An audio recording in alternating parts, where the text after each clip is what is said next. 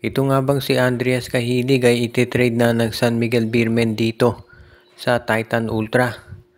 Nagkaroon kasi ng injury itong si Calvin Abueva kahapon doon sa game nila kontra sa Converge. First quarter pa lang bumagsak na si Calvin dahil nagkaroon siya ng hamstring injury. So ngayon nangangailangan ng isang power forward itong koponan ng Titan Ultra. At mukhang ang mangyayari nga ay baka kukunin nila itong si Andreas Cahilig mula dito sa San Miguel Beermen at ang magiging kapalit nito ay si Cade Flores. Sa ngayon kasi itong San Miguel Beermen naman hindi masyadong nagagamit itong si Cahilig, kaya mas pwede na siguro na ibigay nila si itong player na ito dito sa Titan Ultra. Kapag nakuha ng San Miguel Beer si Cade Flores kapalit ni Cahilig, okay yan para dito sa mga bataan ni Coach Leo Austria. Dahil ito ay pwedeng maglaro ng power forward, pwede rin center. At alam natin na si Motaw Tuba ay hindi pa consistent dito sa pagiging center niya. Minsan maganda laro, minsan hindi. Kaya nga pwede na si Cahilig ang kunin nila. Plus tandaan natin nandyan pa itong si JM Calma ng San Miguel Beermen. Kaya po pwede talaga na magkaroon ng maraming options itong San Miguel pagdating dito sa pagdagdag ng mga players.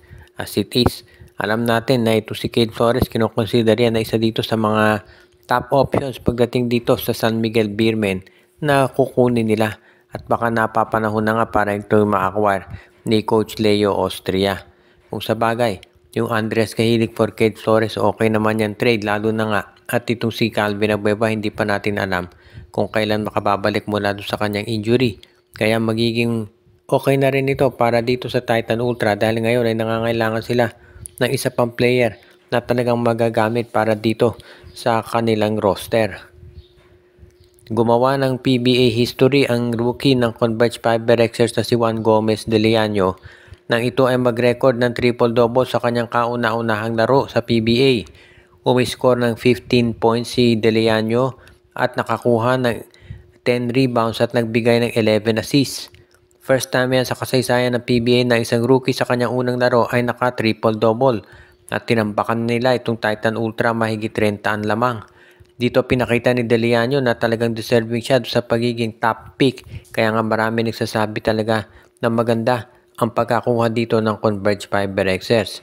At mukhang base ito sa kanilang performance, hindi na nila kailangan talagang kunin itong si Mikey Williams.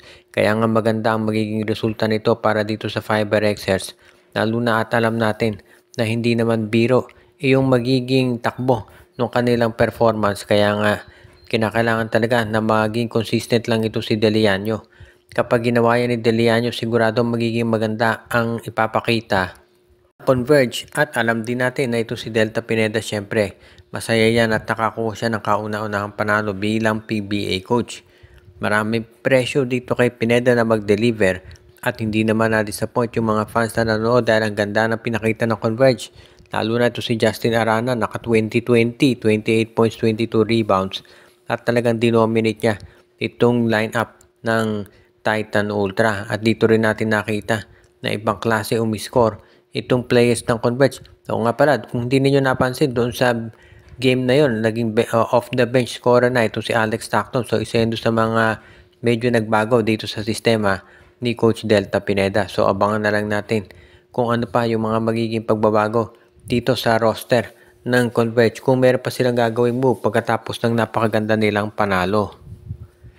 Ito namang Barangay Ginebra, ang isa doon sa mga question ngayon na umiikot ay kung panahon na ba para i-trade nila itong si Nards Pinto.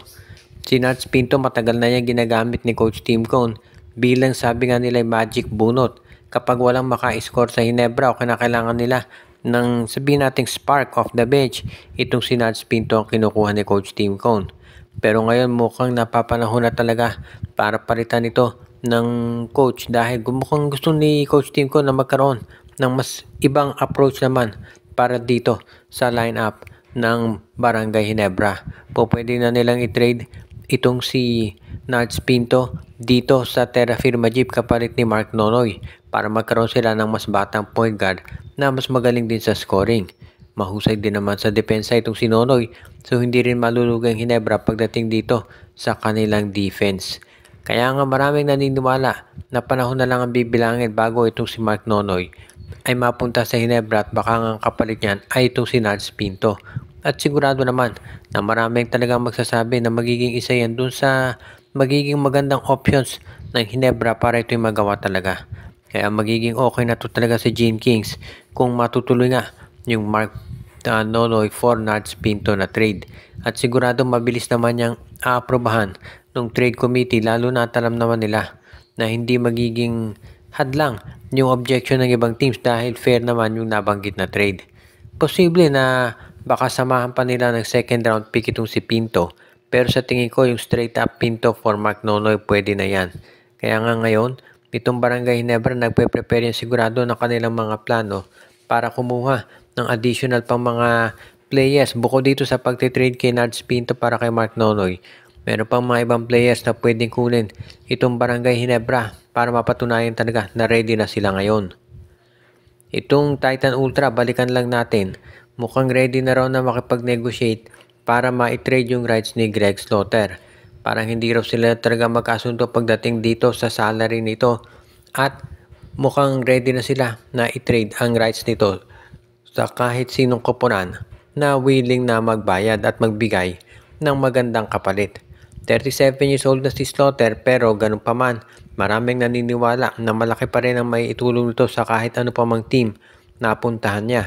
Dahil syempre sa PBA, height is might sabi nga nila. Hindi naman natin mababaliwala yung contribution ni Slaughter dahil kahit na ito'y 37 years old na, ang importante dito nandiyan pa rin siya sa court.